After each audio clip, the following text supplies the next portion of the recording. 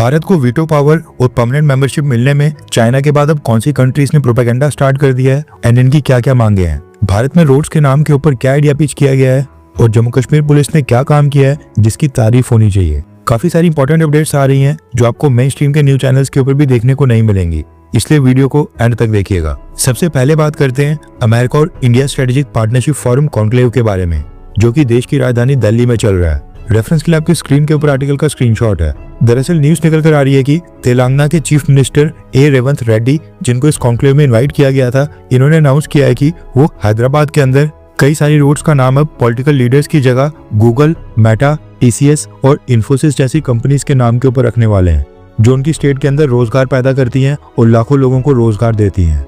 और बड़ी जल्द आपको हैदराबाद में मेटा रोड, गूगल रोड या फिर टीसीएस रोड देखने को मिल सकती है। तेलंगाना चीफ मिनिस्टर ने यह भी बताया कि वो साल 2034 तक तेलंगाना स्टेट की जीडीपी 1 ट्रिलियन करने और साल 2047 तक $3 ट्रिलियन की स्टेट जीडीपी करने का टारगेट लेकर चल रहे हैं। वैसे बाकी तो ठीक है, लेकिन ये गूगल और मेटा के नाम के ऊपर रोड्स का नाम रखना ये कैसा स्टेप है, नीचे कमेंट करके अपनी राय बताएं। नेक्स्ट अपडेट आ रही है जम्मू कश्मीर से।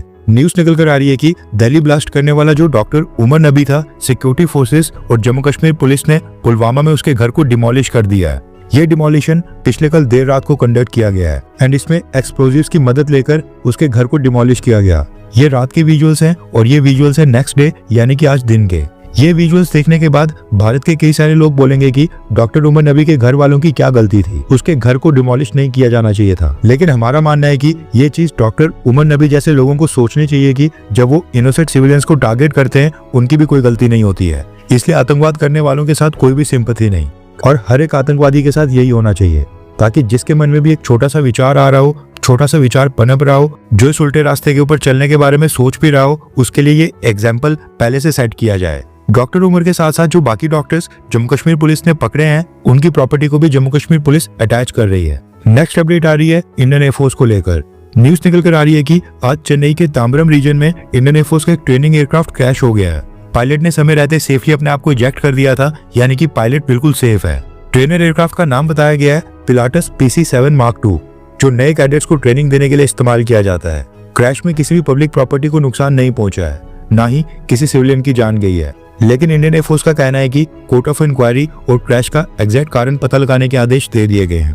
नेक्स्ट अपडेट आ रही है भारत और साउथ अफ्रीका को लेकर। दरअसल साउथ अफ्रीका के जो भारत में एम्बेसडर हैं, उनका नाम है प्रोफेसर अनिल सुकलाल। इन्होंने अब एक स्टेटमेंट रिलीज की है जिसमें उन्होंने भारत सरकार से आग्रह किया है कि भारत अपने IIT कॉलेज का एक कैंपस साउथ अफ्रीका में स्टार्ट करे, जिससे साउथ अफ्रीका के स्टूडेंट्स को भी मदद मिलेगी। वैसे भारत ने मिडिल ईस्ट के अरब देशों में IIT कैंपस स्टार्ट कर दिया है, लेकिन साउथ अफ्रीका में अभी तक नहीं किया है, जो काफी लंबे समय से भारत से मांग कर रहा है। नेक्स्ट अपडेट आ रही है भारत और बांग्लादेश को लेकर।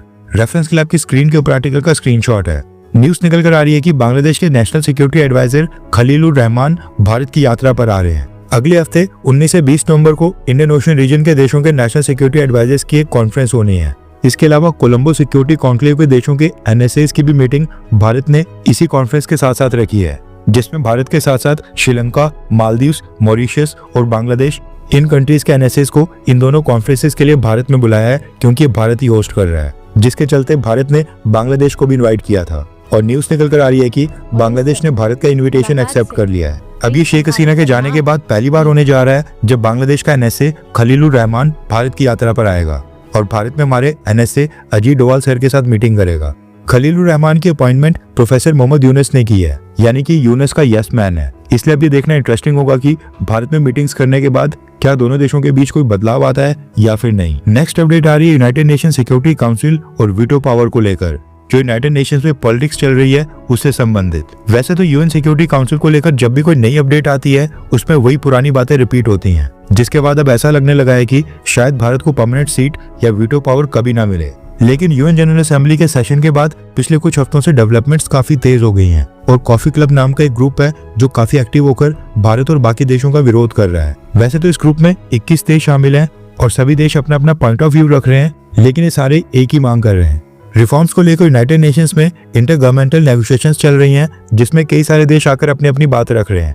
मसला ये है कि यहाँ पर एक छोटे से आइलैंड नेशन की बात को भी उतनी इंपॉर्टेंस मिल रही है जितनी इंपॉर्टेंस भारत या अमेरिका जैसे बड़े देशों को मिलती है। 190 से ज्यादा देश यूनाइटेड नेशंस के मेंबर हैं। ऐसे में सब एक ही बात के ऊपर सहमति बना लें, ये भी इतना आसान नहीं है।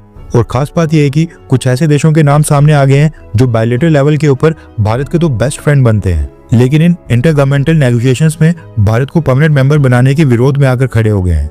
यूनाइटेड नेशंस में रिफॉर्म को लेकर जो इंटरगवर्नमेंटल नेगोशिएशन स्टार्ट हुई हैं, इसमें अब ये आर्गुमेंट तेज हो गया है कि नए परमानेंट मेंबर्स की एक्चुअल में कोई जरूरत ही नहीं है। दरअसल रिपोर्ट्स निकल कर आ रही हैं कि यूनाइटेड नेशंस में यूनाइटिंग फॉर कंसेंसस यानी कि यूएफसी नाम का एक ग्रुप बन गया है, जिसको कॉफी क्लब का निकनेम दिया गया है।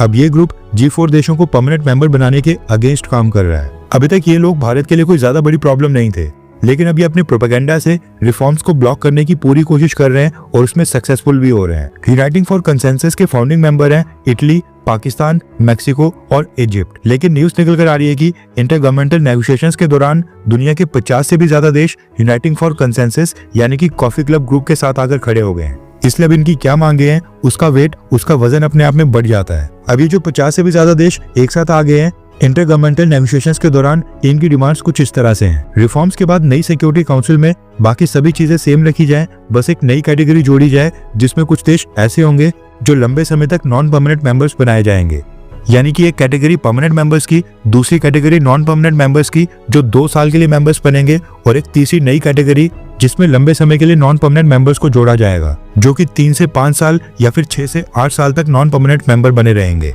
और वीटो पावर पहले वाले 5 परमानेंट मेंबर्स के पास ही रहे।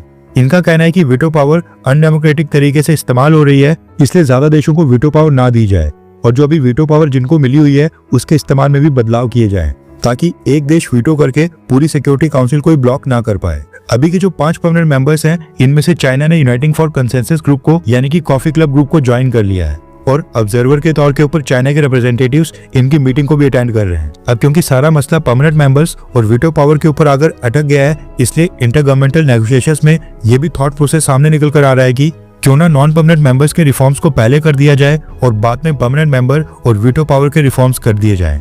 कहने का मतलब है कि ये कॉफी क्लब अब भारत और G4 कंट्रीज के लिए बड़ी परेशानी बन रहा है, एंड इनके साथ साथ कई सारे देश शामिल हो रहे हैं। इनकी वजह से अब यूनाइटेड नेशंस के अंदर एक थॉट प्रोसेस चल पड़ा है कि पहले नॉन परमानेंट मेंबर्स को लेकर रिफॉर्म किए जाएं। अभी जो रिफॉर्म्स होने हैं, यानी जो तय किया जाना है कि किस देश को परमानेंट सीट मिलेगी और किसको नहीं, ये तय किया जाएगा यूनाइटेड नेशन जनरल असेंबली में सभी देशों की वोटिंग से। वहां पर जिस भी देश को 2/3 वोट्स मिलेंगे, यानी कि जिस भी देश को 66% से ज्यादा वोट्स मिलेंगे, वो देश अपने आप वीटो पावर बन जाएगा एंड उसको परमानेंट सीट मिल जाएगी। लेकिन ये चीज भी तब पॉसिबल होगी जब परमानेंट सीट्स को लेकर रिफॉर्म को आगे रखा जाएगा। लेकिन फिलहाल ये देश बाकी कंट्रीज को मजबूर कर रहे हैं कि पहले नॉन परमानेंट मेंबर्स को लेकर रिफॉर्म्स कर दिए जाएं, और जो परमानेंट मेंबर्स और वीटो पावर को लेकर रिफॉर्म्स होंगे उनको फ्यूचर में किसी और टाइम देखा जाएगा। यानी कि भारत और G4 कंट्रीज की जो पिछले तमाम सालों की मेहनत है, उसके ऊपर ये कॉफी क्लब नाम का ग्रुप पूरी तरह से पानी फेर रहा है। वैसे भारत की सरकार ने अभी तक हिम्मत नहीं आ रही है, और यूनाइटेड नेशंस में जो भारत के परमानेंट रिप्रेजेंटेटिव्स हैं, वो लगातार कोशिश कर रहे हैं कि सिक्योरिटी काउंसिल के अंदर परमानेंट मेंबरशिप को लेकर भी रिफॉर्म्स इसी बार हो जाएं, यानी कि एक साथ ही दोनों रिफॉर्म्स कर दिए जाएं। एंड उसके लिए भारत की सरकार 2/3 कंट्रीज के देशों का समर्थन हासिल करने की कोशिश कर रही है। 2/3 कंट्रीज का समर्थन भारत के लिए बहुत ही इंपॉर्टेंट है। एक एक देश का वोट हमारे लिए जरूरी है। बस यही कारण है कि मालदीव जैसे छोटे छोटे देश भी वोटिंग में भारत के लिए काफी इंपॉर्टेंट हो जाते हैं, क्योंकि इनका वोट भी वही ताकत रखता है जो एक बड़ा देश अमेरिका का वोट रखता है। बस यही कारण है कि भारत सरकार ग्लोबल साउथ की बात करती है, अफ्रीका को G20 देशों में शामिल करवाती है, लैटिन अमेरिका के देशों को सपोर्ट करती है, और कोविड के समय अफ्रीकन कंट्रीज को फ्री में वैक्सीन देती है। और जब कोई देश मुसीबत में होता है तो उसके लिए ह्यूमैनिटेरियन एड और रिलीफ, मेडिकल असिस्टेंस, ये सब भारत सरकार भेजती है। क्योंकि यूनाइटेड नेशंस के रिफॉर्म अब काफी मुश्किल होते जा रहे हैं, और वहां पर जब परमानेंट मेंबरशिप के लिए वोटिंग होगी, इन सब कंट्रीज को याद आएगा कि भारत ने इनके लिए क्या क्या किया है, और फिर ये खुशी खुशी भारत के पक्ष में वोट करेंगे। वैसे आपको क्या लगता है कि क्या भारत को कभी वीटो पावर मिल पाएगी, या फिर अब ये इम्पॉसिबल सा हो गया है? नीचे कमेंट करके अपनी राय जरूर बताएं।